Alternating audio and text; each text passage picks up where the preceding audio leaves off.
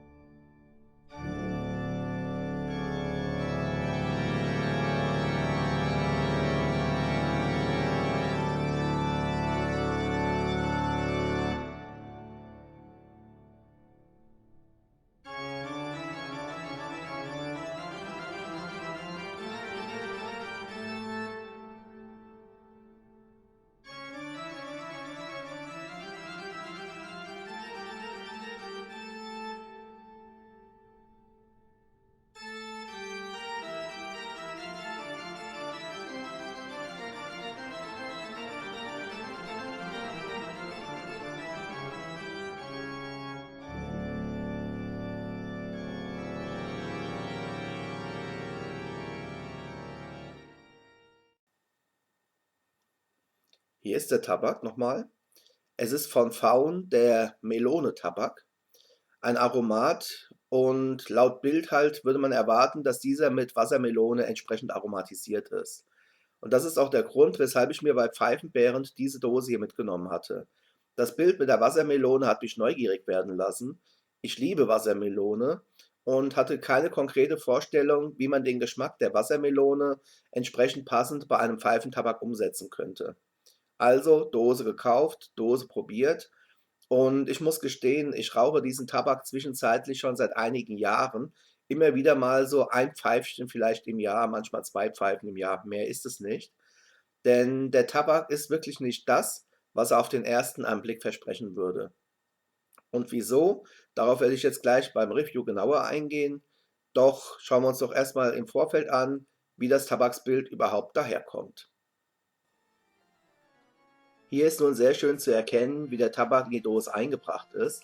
Ein wirklich buntes Farbenspiel aus hellen Virginias, braunen Burley-Tabaken und dem schwarzen Anteil des Black Cavendish-Tabaks.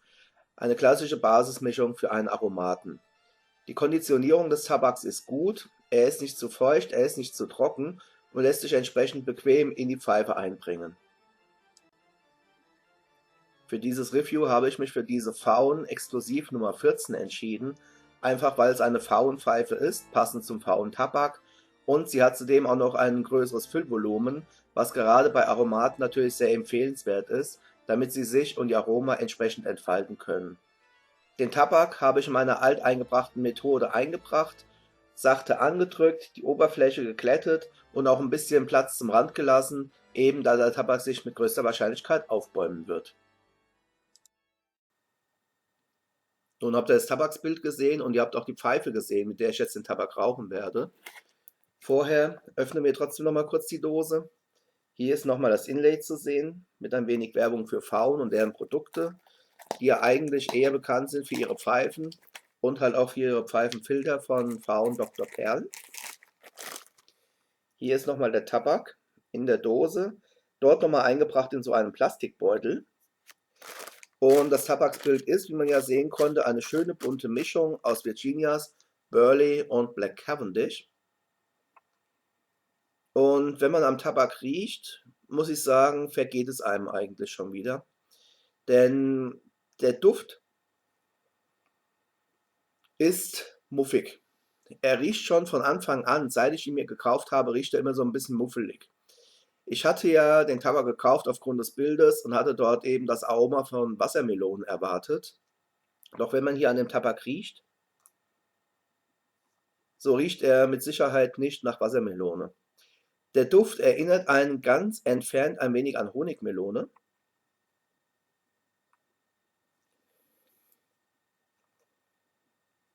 aber ansonsten kann ich hier nicht wirklich was herausriechen. Man riecht keinen Tabak, also es riecht nicht nach Virginias oder nach Burleys. Nach Wassermelone riecht es auch nicht, sondern es ist wirklich ein ganz, ganz eigentümlicher Geruch, der mir jetzt persönlich überhaupt nicht zusagt. Nun ist es ja aber bei Pfeifentabak oftmals so, dass der Duft des Tabaks aus der Dose entweder extrem gut ist oder aber er ist extrem schlecht und entspricht nicht unbedingt immer dem, was man dann tatsächlich beim Rauchen selbst erleben darf. Von daher sollte man dort erstmal noch ein bisschen unvoreingenommen herangehen und wirklich zum eigentlichen Pfeiferauchen übergehen. Und genau das ist es auch, was wir jetzt als nächsten Schritt annehmen werden. So, kommen wir nun zum eigentlichen Review. Hier ist die Pfeife bereits gestopft. Eine Faun-Exklusiv Nummer 14, Weißpunktqualität. Sie hat, wie man sehen kann, einen schönen großen Kopf und ein wirklich gut mittleres bis größeres Füllvolumen. Und gerade bei Aromaten sollte man ja immer darauf achten, dass das Füllvolumen einer Pfeife etwas größer ist, da die Aromaten im Regelfall immer ein bisschen Platz brauchen, um sich und ihr Aroma entfalten zu können.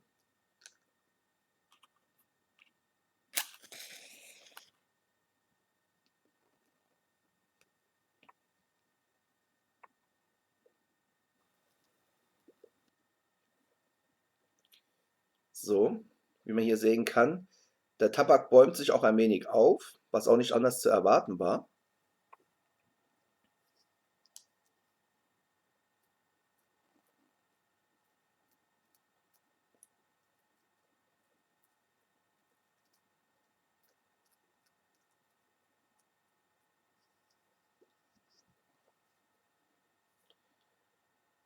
Ich habe nun die Oberfläche ordentlich geglättet.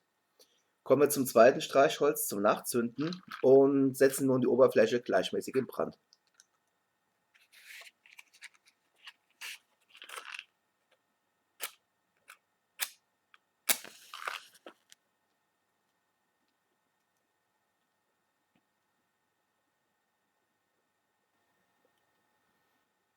So, der Tabak, wie gesagt, basiert hier auf Virginia, Burley und Black Cavendish.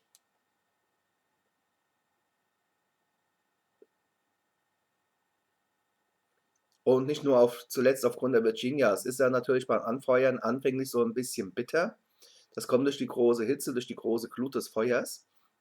Doch auch hier nach wenigen Sekunden ist dieses bittere Aroma verflogen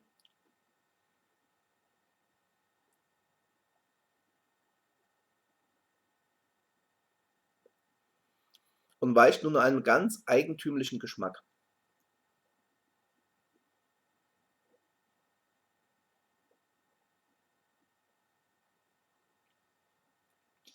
Ihr habt ja das Bild gesehen von der Dose. Auf der Dose sind ja nun mal überdeutlich Wassermelonen abgebildet.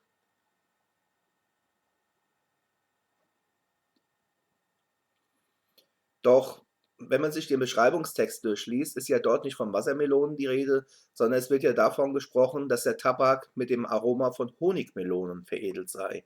Von daher frage ich mich sowieso, wenn man das Aroma von Honigmelonen benutzt haben will, wieso man vorne auf dem Cover eine Wassermelone abbildet. Man kann ja auch nicht sagen, ich aromatisiere einen Tabak mit Äpfeln und bilde dann aber vorne auf der Dose Birnen oder Kirschen ab. Das funktioniert einfach nicht.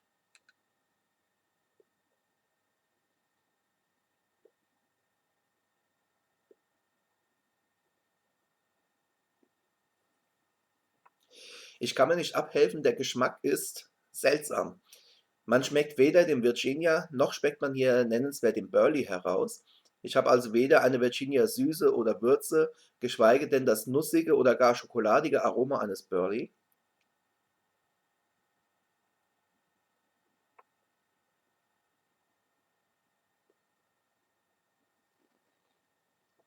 Stattdessen erinnert einen der Geschmack tatsächlich ganz entfernt an das Aroma von Honigmelonen, aber auch wirklich nur ganz entfernt. Wenn ich nicht wüsste, dass es mit Honigmelone aromatisiert sein soll, ich käme nie drauf, dass es eine Honigmelone sein soll vom Geschmack her.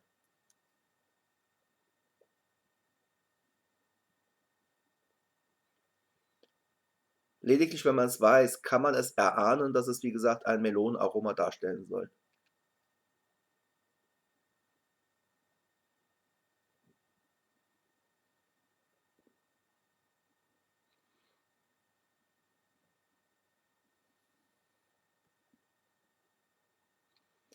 Beim Abgang durch die Nase spürt man dieses Honig-Melonen-Aroma schon eher.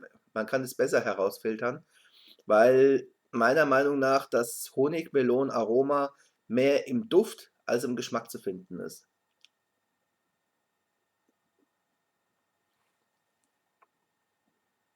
Und auch wenn man am Rauch riecht.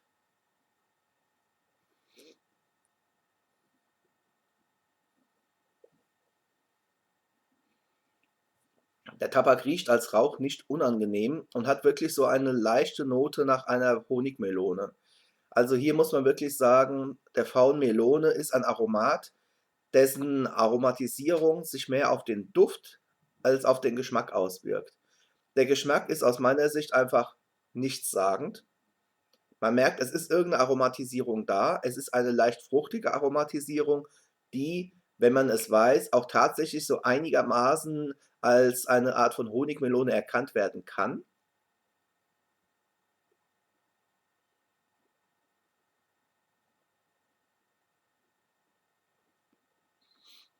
Doch ganz ehrlich, mich persönlich enttäuscht der Tabak. Er ist nicht wirklich schlecht. Also, es ist kein Tabak, wo man sagt: „Igitt, den pfeife ich jetzt mal ab in die Tonne, weil den kann man nicht rauchen.“ So schlimm ist er nicht. Man kann ihn rauchen. Die Aromanote des Duftes, der Raumnote, ist wirklich angenehm, aber geschmacklich überzeugt er mich nicht. Er ist einfach nur flach. Er hat keine Höhen, er hat keine Tiefen. Es ist nichts, wo man sagen würde, er hat erst 'ne Aromatisierung, später schmeckt man dann das echte Tabaksaroma durch. Es ist einfach nichts.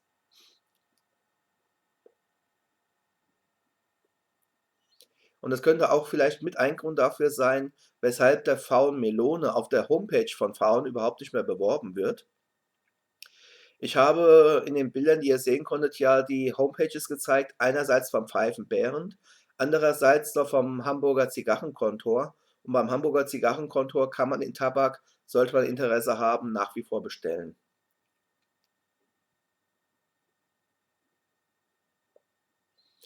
Ich war echt ein wenig überrascht. Ich wusste von früher, von den Beschreibungen her, dass die Tabake von Faun im Regelfall durch Kohlhase und Kopp produziert werden.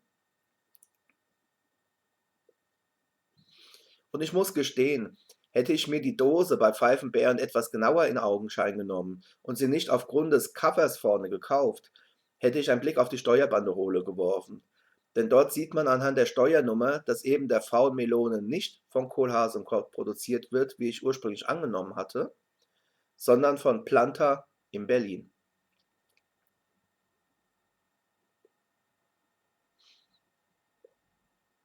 Und hier muss ich halt leider wieder zugeben und gestehen, ich hatte es einfach übersehen. Und es ist für mich auch wieder ein klares Zeichen dafür, dass eben Planta in Berlin, sorry, keine wirklich guten Aromaten herstellen kann.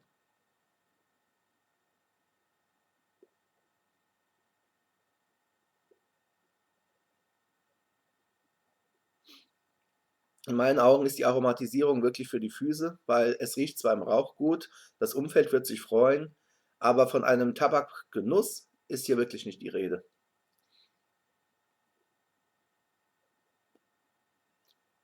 Positiv ist, der Tabak glimmt freudig, langsam, kühl herunter und wie man auch sehen kann, es bildet sich ziemlich schnell eine weiße Asche.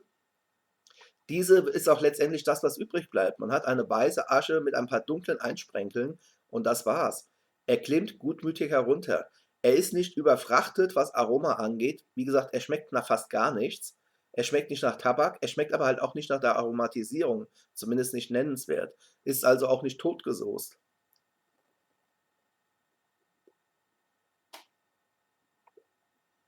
Von daher gutmütige Klimmeigenschaften. Er klimmt langsam runter, er gibt einen kühlen Rauch ab, er gibt eine gute Raumnote ab, aber geschmacklich ist er nichts. Also nichts, was ich empfehlen könnte. Von daher gibt es auch von meiner Seite her keine Empfehlung für den faulen Melone. Wer es trotzdem wagen mag, wie gesagt, beim Hamburger Zigarrenkontor Hazico kann man es bestellen. Ich persönlich würde es euch jedenfalls nicht empfehlen. Von daher bin ich natürlich jetzt auf euer Feedback gespannt. Gibt es denn unter euch jemanden, der den faulen Melone schon probiert hat? Wie ist eure Meinung zu dem Tabak oder wie waren eure Eindrücke? Stimmen sie mit meinen überein oder weichen eure Meinungen gänzlich von meiner ab? In gewohnter Weise herzlichen Dank für eure Aufmerksamkeit. Ich werde jetzt den Tabak in aller Ruhe zu Ende rauchen. Ich wünsche euch derweil viel Spaß mit eurem Pfeifen und mit euren Tabaken. Wir sehen uns auf jeden Fall wieder auf diesem Kanal hier. Happy Puffing, macht's gut, bis zum nächsten Mal. Bis dann.